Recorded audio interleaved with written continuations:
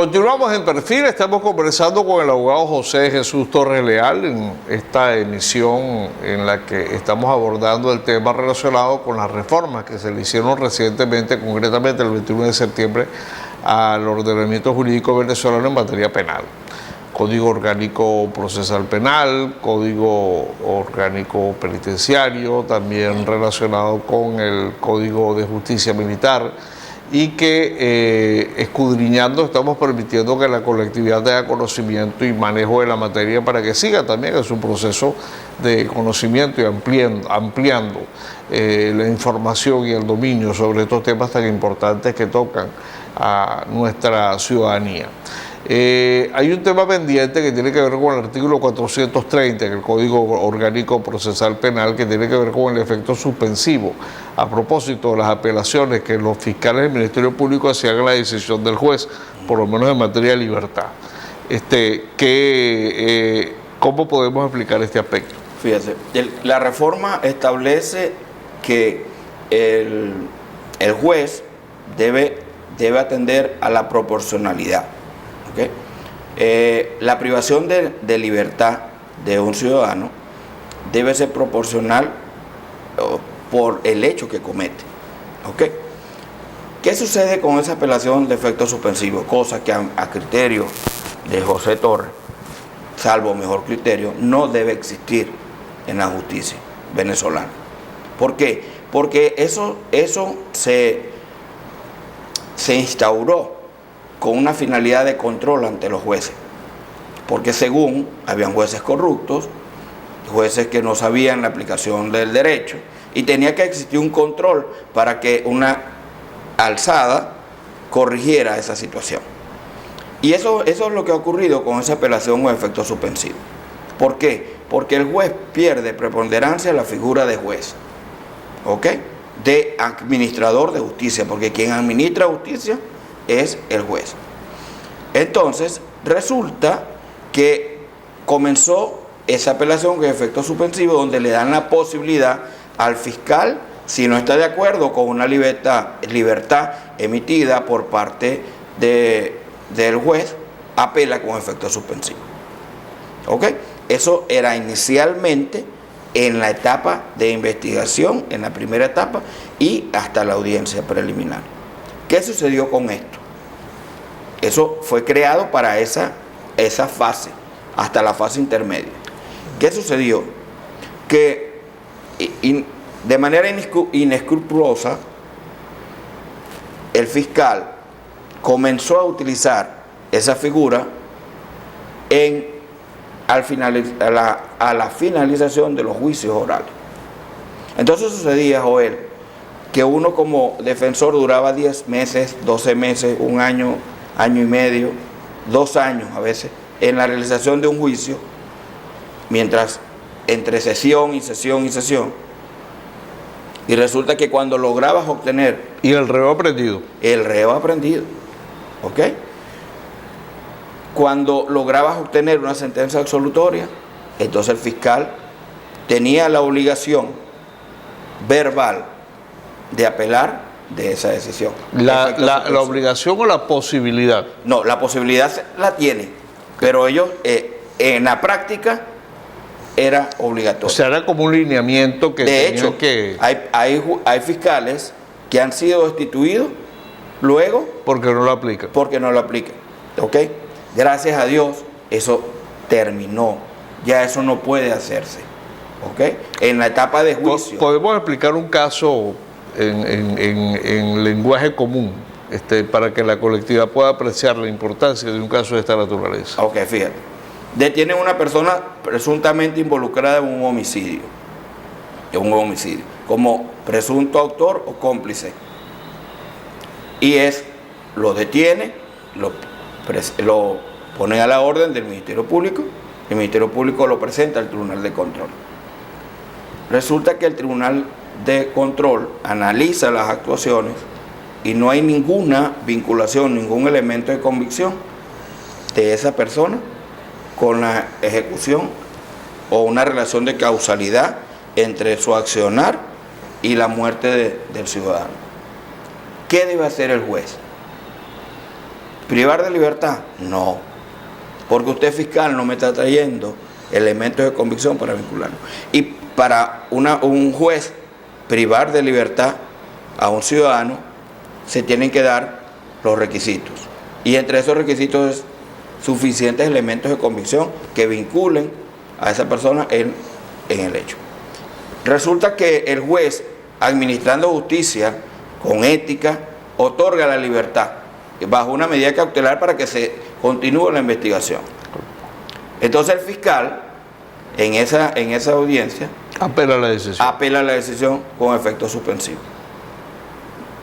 Resulta que a partir de ese momento son 48 horas para que luego se escuche las partes, el tribunal envía eso a la Corte de Apelaciones como juez de alzada y para que decida sobre ese particular. El juez, hay una acotación bien importante, porque ese es un lapso que se convierte a veces en 4 o 5 días. El código, la reforma establece que si pasan 48 horas y no hay decisión, se tiene que dar la libertad. De manera tal que ahorita hay una carga mayor para el juez. Imagínense, el juez que otorga la libertad ahora tiene una carga enorme, que es de enviar eso urgentemente. A veces no hay ni siquiera, como lo dijimos en el segmento, como lo dijimos anteriormente, no hay ni siquiera papel ni impresora, pero debe pasarlo porque si no, va a proceder la libertad del ciudadano. ¿Qué sucede con esto? Y por eso digo que yo no estoy de acuerdo, porque la majestad del Poder Judicial se ha perdido derivado de esa figura. Yo no entiendo a quién favorece esa figura. O sea que va a terminar en definitiva esta medida como un mecanismo a través del cual se recobre la verdadera autonomía e independencia que el juez puede tener efectivamente para ejercer, o que debe tener. Por supuesto, ya en estos momentos le dieron la figura del juez de juicio su preponderancia. Usted es el que está allí, usted es el que pudo ver a través del principio de inmediación si esa persona es culpable o no. Y bajo sus principios, sus conocimientos, las máximas de experiencia de esa persona que debe estar preparada, conocimientos científicos y todo, para administrar justicia, porque si absuelve una persona, porque otra persona que no probó, ¿entiendes?, que no trajo suficientes elementos para determinar la responsabilidad penal de un ciudadano, porque yo voy a apelar con efecto suspensivo para que esa persona dure 3 meses, 4 meses más en un juicio. Gracias a Dios. Y hay muchos casos en la materia, porque incluso la ONG Foro Penal ha hecho mucho hincapié en esa necesidad. Es bien importante hablar de otro tema, que es el tiempo, la duración que puede una persona estar privada de libertad. ¿Ok? El Código Orgánico anterior hablaba de 2 años más 2 años. O sea, se podría ser 4 años. Claro. El Código ahora habla de 3 años como tiempo máximo para que una persona esté privada de libertad. Lo que nos llama la atención es la redacción de ese artículo, porque establece la posibilidad, es al juez inicialmente, cuando ya está finalizando los 2 años, si el juez considera la necesidad de que esa persona se mantenga privada de libertad, él decreta una prórroga de 1 año más, hasta 1 año más, que puede estar privado de libertad. Eso es en el proceso, sin haber acudido a sede de jurisdicción, sin haber sido condenado. ¿Ok? Una persona puede durar más, hasta 3 años. ¿Qué estamos haciendo nosotros? Nosotros, como Foro Penal a nivel nacional, estamos solicitándole a los jueces que tienen las causas, en los casos en los cuales las personas tengan más, que estén en arresto domiciliario y privados de libertad, que tengan más de 3 años, en los cuales no hubo solicitud de prórroga, la libertad inmediata por aplicación de este artículo, de esta nueva norma, en concordancia con la Constitución, de que la norma se aplica irretroactivamente cuando favorece al REP. Que se aplica un plan Cayape en estos casos. Así, deberían. Bueno, en casos particulares del Estado Mérida, nuestros compañeros de Foro Penal obtuvieron una libertad de una persona que había sido absuelto por parte de un tribunal que tenía 4 años detenido y que a su vez esta norma le apoyaba, o sea, le favorecía en su carácter de REP, por el principio de retroactividad de la ley. O sea, solamente se puede aplicar la ley antes si favorece el REP. Claro. ¿Ok? Muchas cosas que abordar, indudablemente que el tiempo en los medios de comunicación siempre está limitado a un espacio y que nosotros tratamos en lo posible de aprovecharlo. Están pendientes. Hay una discusión en México entre factores políticos, gobierno y oposición.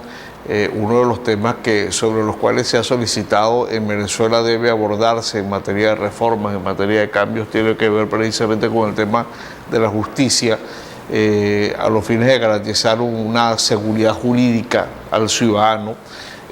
Temas relacionados con la administración de justicia, concretamente como los jueces autónomos independientes, sí, a través de la figura de los concursos que deben existir en la materia para que no existan más jueces provisorios, y también en lo que está relacionado con las personas que están aprendidas en centros de reclusión preventivos. Se habla de 40.000 aproximadamente en Venezuela que se encuentran en esta situación en distintas sedes policiales en Venezuela, sin contar con las condiciones mínimas para que puedan estar en esos lugares. Ya para culminar, una reforma que implique realmente una modernización en el proceso judicial venezolano en materia penal, que recomiende José Jesús Torres Leal, Foro Penal Venezolano, pero también en su experiencia profesional como particular. Fíjate, pueden haber muchas leyes que garanticen, pero si no existe una intención real, directa, del Poder Judicial de cambiar o darle la posibilidad de acceso a los ciudadanos venezolanos, en este particular, no va a surtir efecto. ¿Por qué? Porque fíjate, sirve de propaganda en cierta forma. Toda persona que tenía un proceso penal abierto y que no lo citaron desde hace tiempo, póngase a derecho en el tribunal donde usted tiene ese acto de imputación formal. Te voy a decir por qué. Nosotros tuvimos, los operadores de justicia, pendientes de las imputaciones formales que sabíamos que habían sido enviados a sede jurisdiccional por parte del Ministerio Público. El Ministerio Público consideró que habían elementos y envió el acto de imputación formal como era antes. No hubo manera de realización de esas audiencias. ¿Ok? Resulta que con la reforma ellos pretendían, los tribunales, enviar eso a sede fiscal. Ellos, por supuesto, dijeron no, porque aquí el retardo lo tuvo fue usted, no yo, y muchas causas de esas estaban prescritas. Pero ¿a quién son imputables? Es imputable el Estado, pero no por parte del Ministerio Público. Fue usted, ciudadano juez, que no realizó la audiencia. Entonces ahorita, cosa que debió haberse en una sana administración de justicia, debieron haberse citado las partes para hacer el acto de imputación en sede jurisdiccional. No lo hicieron durante este tiempo. Tenía como 2 años que no hacían ni siquiera un acto de imputación formal a través del procedimiento ordinario. ¿Ok? Entonces ahora la están haciendo todas, y por eso hablaba de la posibilidad de decirle a la ciudadanía, tienen que estar pendientes, porque esas causas fueron, reavivaron, pues. ¿Pero por qué? Porque estaban en un silencio absoluto allí y no había una sana administración de justicia. Entonces, que si no existe de parte de los sujetos procesales o no tienen los mecanismos, porque no solamente falta el material, sino también falta interés, vocación, querer hacer el trabajo, porque eso también se ha perdido, la vocación de servicio se ha perdido muchísimo en Venezuela. Y eso no lo estoy diciendo yo, eso lo saben todos los operadores de justicia, sabemos eso. ¿Me entiendes? Claro, hay un desánimo, el desánimo de ellos es bajos sueldos, ¿me entiendes? Condiciones de laborales no muy apropiadas. Entonces, eso contraviene el interés particular y propio de la ciudadanía. O sea, garantizarle los derechos a los ciudadanos. Y por eso es que no hay cualquier cantidad de procesos para audiencia preliminar donde el imputado está en arresto domiciliario. Solo hacían audiencias donde el imputado estaba privado de libertad. Ah, pero es que acaso el que está en arresto domiciliario no tiene una medida de coerción personal. Lo único es que está en su casa, pero su libertad está limitada 100%.